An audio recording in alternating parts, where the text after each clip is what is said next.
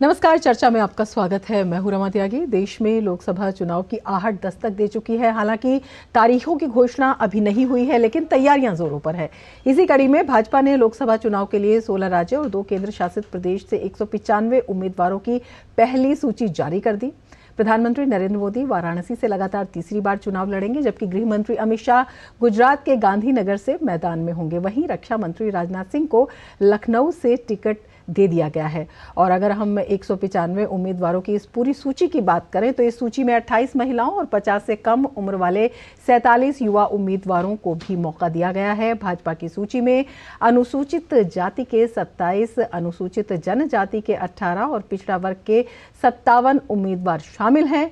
भाजपा की पहली सूची में उत्तर प्रदेश से 51, पश्चिम बंगाल से 20, मध्य प्रदेश से 24, गुजरात से 15, राजस्थान से 15, केरल से 12, तेलंगाना से 9, असम की 14 में से 11, झारखंड से 11, छत्तीसगढ़ से 11, दिल्ली से 5, जम्मू कश्मीर से 2, उत्तराखंड से 3, अरुणाचल प्रदेश से 2, गोवा से 1, त्रिपुरा से 1, अंडमान निकोबार से 1 और दमन दीव से 1 उम्मीदवार शामिल है। प्रधानमंत्री नरेंद्र मोदी एक बार फिर वाराणसी से चुनाव लड़ेंगे।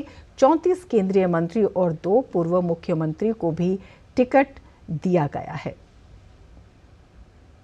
195 सीट्स का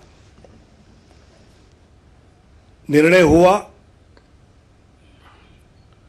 उसमें माननीय प्रधानमंत्री जी वाराणसी से चुनाव लड़ेंगे। 34 केंद्रीय मंत्री एवं राज्य मंत्री, इनके नाम इस सूची में 195 में है। एक लोकसभा अध्यक्ष जी का नाम भी है और 2 पूर्व मुख्यमंत्री। ऐसे 195 में उम्मीदवारों के नाम हैं। पहली सूची में सभी वर्गों और जातियों को प्रॉपर प्रतिनिधित्व दिया गया है। फीमेल 28, मातृशक्ति 28, यूथ 47, अनुसूचित जाति शेड्यूल कास्ट 27, शेड्यूल ट्राइब अनुसूचित जनजाति 18, पिछड़ा वर्ग ओबीसी 57। ऐसे सभी वर्गों को, सभी समाज को, सभी जातियों को प्रतिनिधित्व इस पहले लिस्ट में दिया है।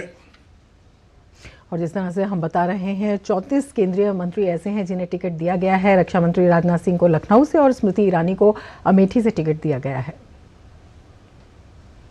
लखनऊ माननीय राजनाथ सिंह जी, अमेठी श्रीमती स्मृति ईरानी, प्रतापगढ़ संगमलाल गुप्ता, फरुखाबाद मुकेश राजपूत, इटावा डॉक्टर रामशंकर कठेरिया। तो कई बड़े संदेश बीजेपी ने अपनी पहली सूची में दिए हैं। क्या कुछ ये संदेश हैं, आइए देखते हैं हमारी इस खास रिपोर्ट में।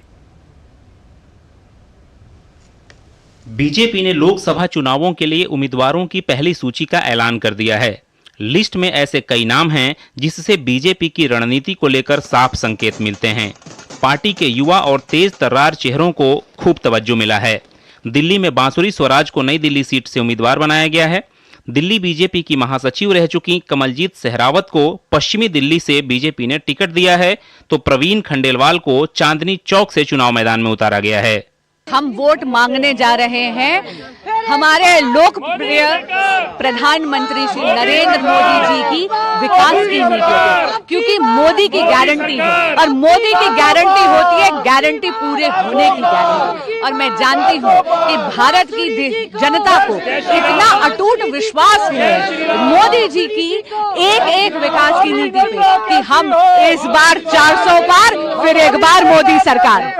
बात यूपी की करें तो जिन लोकसभा सीटों पर वर्ष 2019 में बीजेपी को जीत हासिल नहीं हुई थी, वहां नए उम्मीदवारों को मैदान में उतारा गया है। अंबेडकर नगर से बसपा से आए मौजूदा सांसद रितेश पांडे को बीजेपी ने अपना उम्मीदवार बनाया है, तो श्रावस्ती सीट से विधान परिषद सदस्य साकेत मिश्रा उम्मीदवार बनाए गए हैं, जबकि जौनपुर से कृपा शंकर सिंह को मैदान में उतारा गया है। कृपा शंकर सिंह मुंबई कांग्रेस के अध्यक्ष और राज्य सरकार में मंत्री रह चुके हैं। वो पहले ही भाजपा में आ चुके थे। राजस्थान की चूरू लोकसभा सीट से बीजेपी ने पैरा ओलंपिक के सबसे सफल खिलाड़ी देवेंद्र झाझरिया को चुनाव मैदान में उतारा है। पद्मश्री और पद्म भूषण से सम्मानित देवेंद्र भाला फेंक के खिलाड़ी हैं। उन्होंने दुनिया में भारत का नाम रोशन किया है। केरल से बीजेपी ने मल्लपुरम से मुस्लिम उम्मीदवार को मैदान में उतारा है। कालीकट यूनिवर्सिटी के वाइस चांसलर रह चुके डॉक्टर अब्दुल सलाम को बीजेपी ने मल्लपुरम से अपना उम्मीदवार बनाया, जबकि त्रिशूर से मशहूर एक्टर सुरेश गोपी को भाजपा ने टिकट दिया है। बात तेलंगाना की करें तो जहीराबाद लोकसभा सीट से बीबी पाटिल को टिकट दिया गया है। बीबी पाटिल बीआरएस से मौजूदा सांसद हैं और 2 दिन पहले ही बीजेपी में शामिल हुए हैं। वहीं हैदराबाद सीट पर बीजेपी ने ओवैसी के खिलाफ डॉक्टर माधवी लता को चुनाव मैदान में उतारा है, जबकि पश्चिम बंगाल की बोलपुर सुरक्षित सीट से प्रिया साहा को बीजेपी ने उम्मीदवार बनाया है। प्रिया साहा ने टीएमसी के नेताओं के खिलाफ खूब मोर्चा निकाला था। बात झारखंड की करें तो लोहरदग्गा से समीर उरांव को टिकट दिया गया है। समीर उरांव बीजेपी अनुसूचित जनजाति मोर्चा के राष्ट्रीय अध्यक्ष हैं। बात एमपी की करें तो भोपाल से बीजेपी ने आलोक शर्मा को अपना उम्मीदवार बनाया है। छत्तीसगढ़ में कांकेर लोकसभा सीट से अंतागढ़ के पूर्व विधायक भोजराज नाग को लोकसभा का प्रत्याशी बनाया गया है। अनुसूचित जनजाति सुरक्षा मंच के संयोजक हैं। बीजेपी की पहली सूची में जमीन पर काम करने वाले और सक्रिय सांसदों को तो तरजीह मिली ही है, युवा चेहरों के साथ जमीनी नेताओं को भी खूब प्राथमिकता दी गई है। बीजेपी का संदेश साफ है कि राजनीति में आ रहे युवाओं और जमीनी नेताओं को पार्टी आगे बढ़ाने में कोई कोर कसर नहीं छोड़ने वाली, यानी उन्हें चुनावी राजनीति में खूब मौका दिया जाएगा। ब्यूरो इनपुट के साथ शैलेंद्र मिश्र, डीडी न्यूज, दिल्ली। अब की बार 400 के पार इसी नारे के साथ बीजेपी एनडीए गठबंधन के साथ चुनाव मैदान में उतर रही है और इसी ललकार में किस तरह की चुनावी रणनीति है, किस तरह से चेहरों पर दाव लगाया गया है, किस तरह की राजनीति को बीजेपी दिशा देती हुई प्रतीत होती है, इसी पर हम चर्चा करेंगे। हमारे साथ खास मेहमान जुड़े हुए हैं। हमारे साथ शेखर अय्यर जुड़े हुए हैं जो वरिष्ठ पत्रकार हैं। अभय कुमार जी हमारे साथ जुड़े हुए हैं जो सीनियर इलेक्शन एनालिस्ट हैं और हमारे साथ हमारे वरिष्ठ संवाददाता शैलेंद्र मिश्र भी जुड़े हुए हैं। शेखर जी, सबसे पहले आपके पास आना चाहेंगे। अभी चुनाव की तारीखों का ऐलान नहीं हुआ है, बीजेपी की पहली लिस्ट आ गई है। किस तरह का संदेश बीजेपी ने दिया है? जो जा रहा है रमा जी कि पार्टी एकदम सक्षम है, एक पार्टी पे एक अंदर कॉन्फिडेंस है। आप देखेंगे दिल्ली जैसे शहर में आप देखिए उन्होंने 5 पूर्व संसद के जगह पूर्व नए चेहरे, ये अपने आप में मैं मानता हूं एक बड़ा बोल्ड कदम है। वैसे बाकी जगह में आप देखेंगे कई जगह पर उन्होंने ऐसे कैंडिडेट चूज किया है जो जिनका बारे में ज्यादा बाहर पता नहीं था लेकिन जमीन पर काफी काम किए। तो पार्टी हमेशा मानती है कि जब भी कोई बड़ी चेंज होनी हो तो हमें एक्सपेरिमेंट करना है और उस एक्सपेरिमेंट के लिए जो पार्टी की जो नेतृत्व है वो हमेशा तैयार।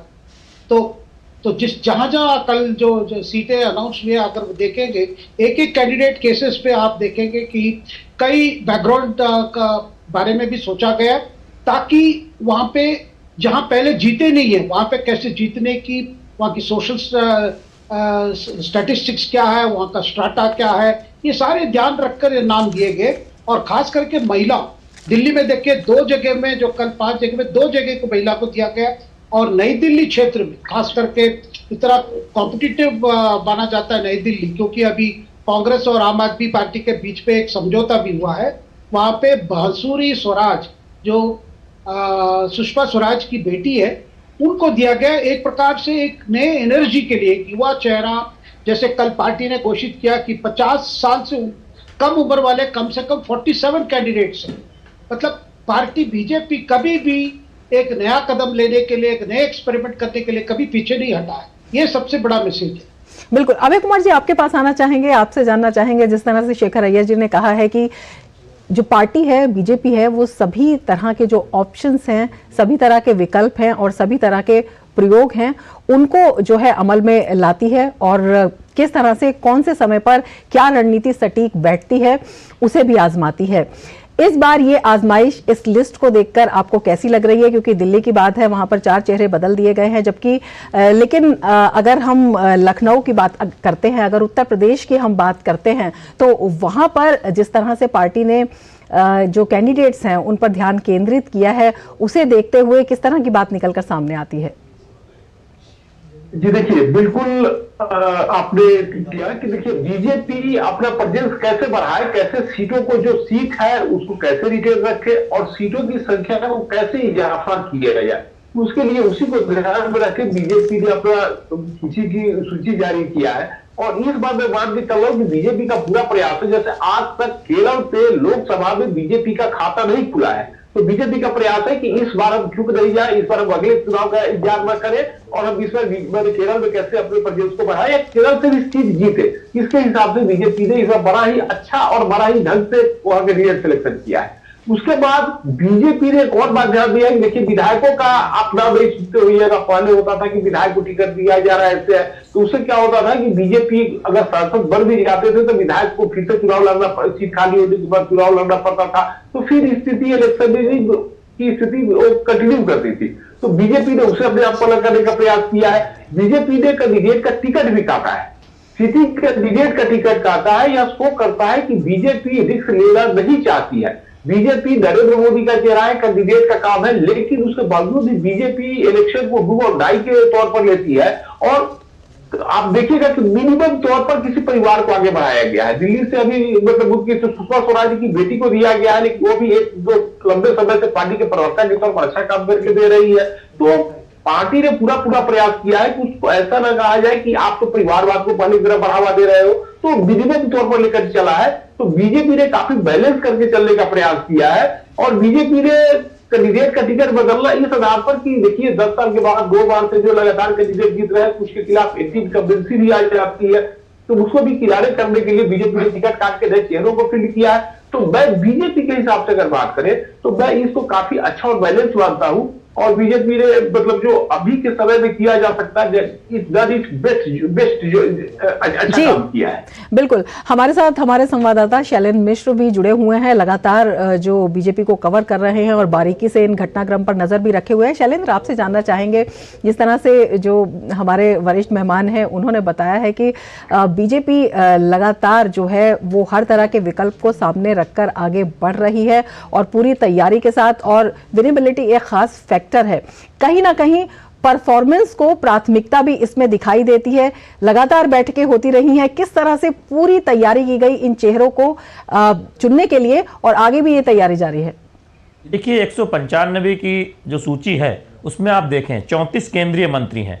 स्पष्ट तौर पर दिखाता है कि जिन्होंने काम किया है, जिनके काम को सराहा गया है। आप देखें उत्तर प्रदेश में गौतम बुद्ध नगर से लेकर गोरखपुर तक तमाम जो मौजूदा सांसद हैं उनको रिपीट किया गया है। तो यानी जो सक्रिय सांसद थे, जिन्होंने मंत्री के तौर पर बेहतर काम किया, सांसद के तौर पर बेहतर कार्य किया, उनको भी जगह दी गई। और यही वजह है कि आप तमाम उन प्रमुख चेहरों को काम के आधार पर बीजेपी की सूची में देखते हैं और एक संतुलन दिखता है।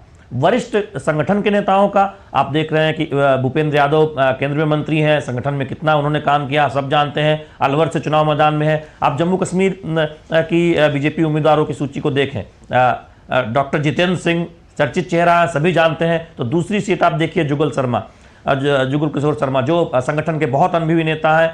आप इससे इतर देखें, कई पूर्व प्रदेश अध्यक्ष हैं, कई प्रदेश अध्यक्ष हैं। सीपी जोशी हैं राजस्थान में, बीडी शर्मा है अगर मध्य प्रदेश की बात करें, अगर आप तेलंगाना की सूची उठा के देखें, जी किशन रेड्डी जो केंद्रीय मंत्री भी हैं, प्रदेश अध्यक्ष भी हैं, पूर्व प्रदेश अध्यक्ष के हैं संजय बंदी।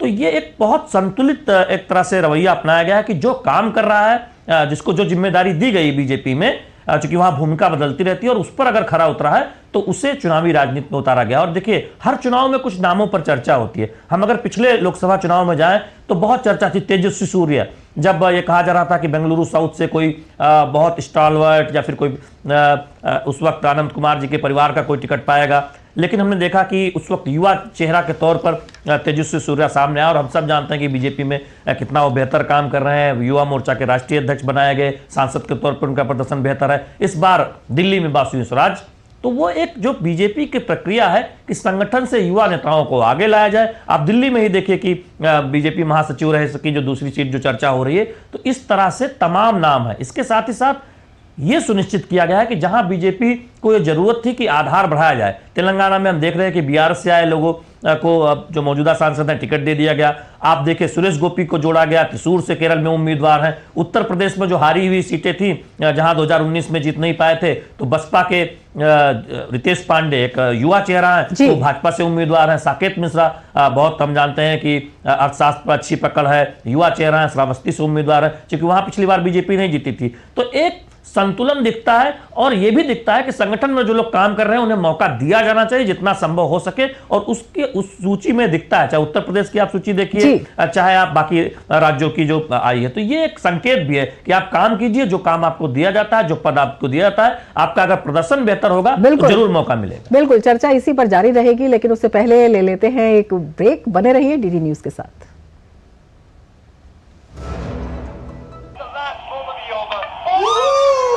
लड्डू हम यहाँ बैठे बैठे पैसे बना सकते हैं।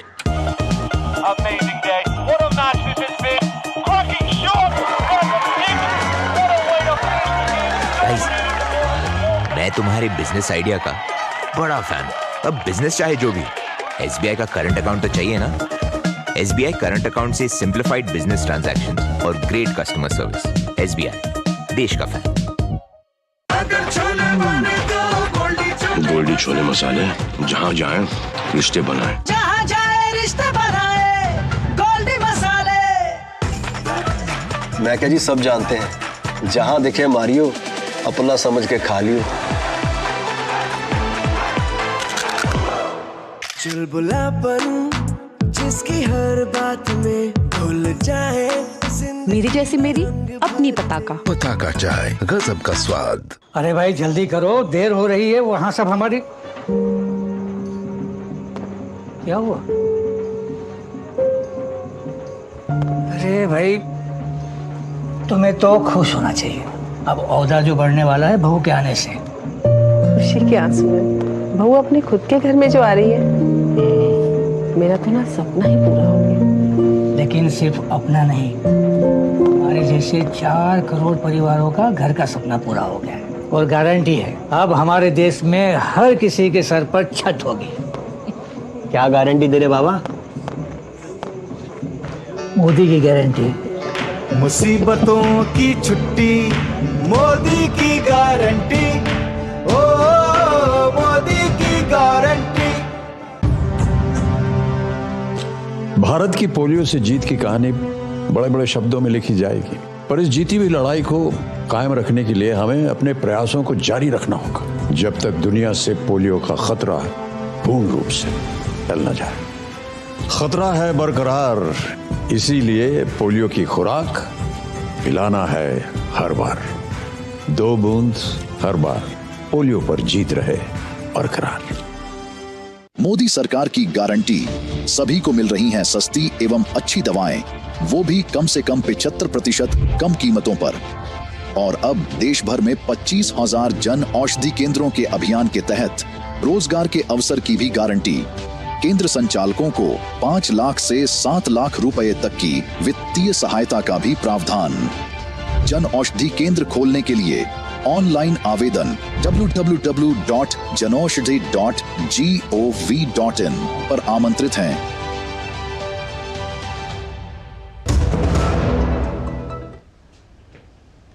ब्रेक के बाद फिर से आपका स्वागत है हमारे खास कार्यक्रम में, और हम बात कर रहे हैं बीजेपी की चुनावी रणनीति पर। पहली लिस्ट जो है उम्मीदवारों की जारी कर दी गई है, और हमारे साथ हमारे वरिष्ठ संवाददाता और 2 खास मेहमान इस वक्त मौजूद हैं। शेखर अय्यर जी, आपके पास आना चाहेंगे और आपसे जानना चाहेंगे, अगर इस लिस्ट को देखते हैं तो कई चौंकाने वाले नाम हैं वो सामने आए हैं। इसे देखते हुए किस तरह का संतुलन साधा गया है? अगर हम उत्तर की बात करते हैं, दक्षिण की बात करते हैं, या कैंडिडेट्स की भी बात करते हैं, जब कहते हैं कि सबको अधिकार है और सबको एक मौका मिलेगा, अगर हम बीजेपी कार्यकर्ताओं की बात करते हैं तो उनको भी मौका दिया गया है? बिल्कुल रमा जी, आप देख लीजिए, केरला देख लीजिए। केरला में अभी तक बीजेपी का कभी खाता खुला नहीं, लेकिन कल जो पहली लिस्ट जो जारी हुई उसमें कम से कम 12 जगह के लिए केरला में उन्होंने कैंडिडेट्स डिक्लेयर किए, और उसमें राजीव चंद्रशेखर को शशि तरूर जो तिरुवनंतपुरम के करंट सिटिंग एमपी है उनके खिलाफ कैंडिडेट घोषित हुआ है। तो राजीव चंद्रशेखर वर्सेस शशि तरूर एक बड़ा दिलचस्पी फाइट होगा, क्योंकि शशि तरूर के लिए तीसरी बार कोशिश होगा जीतने के लिए। वैसे आप देखिए अनिल एंटनी को देख लीजिए, जो AK एंटनी जो कांग्रेस के वरिष्ठ नेता है, उनके बेटे हैं, बीजेपी में शामिल हुए, उनको लगाया गया ऐसे कॉन्स्टिट्यूंसी में जो पत्तानमथिट्टा जो है क्रिश्चियन डोमिनेटेड कॉन्स्टिट्यूंसी है, वहां पे उनको ये किया गया। और त्रिशूर में जहां एक्टर सुरेश गोपी को दोबारा कैंडिडेट बनाया गया, 2019 में उनको कम से 2 लाख से ज्यादा वोट मिला था उस कॉन्स्टिट्यूंसी में भी दो क्रिश्चियन वोट काफी है। तो इसका मतलब बीजेपी केरला में जहां उनको लगातार जितने कोशिश के बाद भी कोई ज्यादा सफलता नहीं पाए, लेकिन इस बार कोशिश हो रही है कि किसी तरह अपने खाता खोलने के लिए उसके लिए नए नाम, नए चेहरे, और पार्टी के बाकी अन्य जगह में भी, बाकी जितने जगह कल घोषित हुए सारे जगह में ऐसे कैंडिडेट दिए गए जो जमीन से ऊपर आए हुए कार्यकर्ता हैं, जिन्होंने काफी काम किया है। और एक प्रकार से एक बोल्ड मैसेज है, जहाँ पे बीजेपी कभी नहीं जीत पाई है, वहां पे पहले से कैंडिडेट नाम देना एक प्रकार से रैंक एंड फाइल को उत्साह करता। और जैसे आप यहाँ भी देख लीजिए, तेलंगाना में 9 सीट है, वहाँ बंदी संजय कुमार को दोबारा मैदान में उतारा गया है, बड़े स्ट्रॉन्ग लीडर है। और वैसे यहाँ गुजरात देख लीजिए, मध्य प्रदेश में कम से कम 10-11 जो सिटिंग एमपीज को ड्रॉप करके नए चेहरे लाए गए, और हमारे भूतपूर्व मुख्यमंत्री शिवराज सिंह चौहान, उनको भी कैंडिडेट बनाया गया विदिशा से। इसका मतलब है जब मध्य प्रदेश चुनाव हुआ था उस समय भी ये बात की गई थी, शिवराज के लिए कोई भविष्य में केंद्र में कोई बड़ा भूमिका होगी उनकी। और कहा जा रहा है क्योंकि कृषि क्षेत्र में उन्होंने काफी काम किया है, तो इसलिए हो सकता है कि अगले वो कृषि सभी वर्गों को और काम को जो है वो ज्यादा प्रोत्साहन दिया गया है इस लिस्ट में, जो है वो दिखाई दे रहा है, आपका कहने का मतलब है। अभय कुमार जी भी हमारे साथ मौजूद हैं। अभय जी, जब हम देखते हैं तमाम जो एस्पेक्ट हैं उसको देखते हुए, क्या ये एक संतुलित लिस्ट नजर आती है? और इसके साथ ही हम आपसे ये भी जानना चाहेंगे कि जो संतुलन है वो तो है, आगे भी नजर बनी रहेगी, लेकिन किस तरह से बीजेपी ने जो अपने जो विपक्षी दल हैं उन पर एक मनोवैज्ञानिक बढ़त भी बनाई हुई दिखाई देती है, क्योंकि जो इंडी गठबंधन है अभी भी आपस में उलझा हुआ है। जी देखिए, ऐसा है कि बीजेपी का ये जो लिस्ट आया है उसमें बीजेपी ने ध्यान रखा है कि एंटी का बेसिस सिर्फ सरकार के खिलाफ ही काम नहीं करती है, वह सिटिंग एमपी के खिलाफ क्षेत्र में भी काम करती है। और मैं आपको एक वाक्य बताना चाहूंगा, यहाँ बात है 1998 की।